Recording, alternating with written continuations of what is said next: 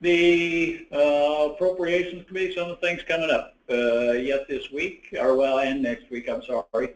Just as a refresher, committee hearings are slated through most of March yet. All 667 bills introduced in the legislature are required to get a public hearing, and so we're getting through the lion's share of them, but there's still some work. Some of the committees are close to done, but the Appropriations Committee, their work is not going to be done until the legislature adjourns, because we've already talked about the forecast.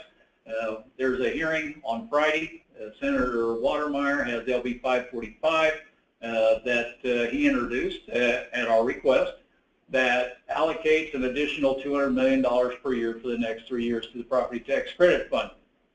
Okay, why $200 million a year? In addition, each year is to get us that $600 million that we've been talking about, and that goes to all property owners, not just ag. But the relief would be distributed proportionately to the proportions that they're paying now. So since ag has had a disproportionate increase, ag would get that corresponding decrease if we're successful here. The problem with this bill is that standing on its own, it does not have a pay for. And that's why we support LB 312, 313, those that were introduced by Senator Breeze that we also already talked about. There's also the bills, Senator Watermeyer has a bill that was heard early about implementing or putting into place an internet sales tax that would generate some revenue. We testified that we want that directed dollar for dollar to property tax relief. Some on the Revenue Committee want to earmark it for income tax relief, and that's the big fight in that committee, and we've talked about that before, but there needs to be a pay for to make this happen. So, and one element to consider or to note on the internet sales tax, that bill, whichever one it is comes out, Senator Watermeyer's prioritized it, and Senator McCollister has a similar bill. They're not quite the same. But that one is getting, that idea is probably one of the more popular ones in the Revenue Committee right now.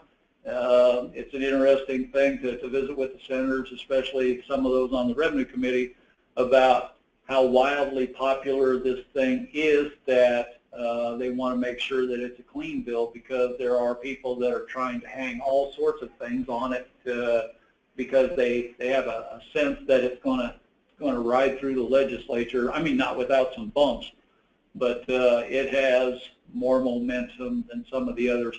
We call that a Christmas tree bill, where everybody's trying to hang ornaments on it, but that's a little bit of what's going on, not only with 545, but also the internet sales tax. The Judiciary Committee, we haven't had a lot of bills before the Judiciary Committee. The Judiciary Committee is overwhelmed with bills, but we have one. But yeah, LB 67, I hadn't gotten down that far, but Senator Brosh introduced this as the right to repair bill. And Ansley and Jordan Dukes, Jordan isn't here, but Ansley was a participant on a conference call with several folks involved in that issue recently. If there are questions about that, we can, we'll be happy to talk about that one. But that is a right to repair, and where Farm Bureau policy supports that is as it applies to agricultural equipment or machinery. The way the bill is written, it gets more expansive than that. It casts a wide net, and those are some of the things that we've already visited with Senator Brosh about. But those are some things that need to be cleaned up.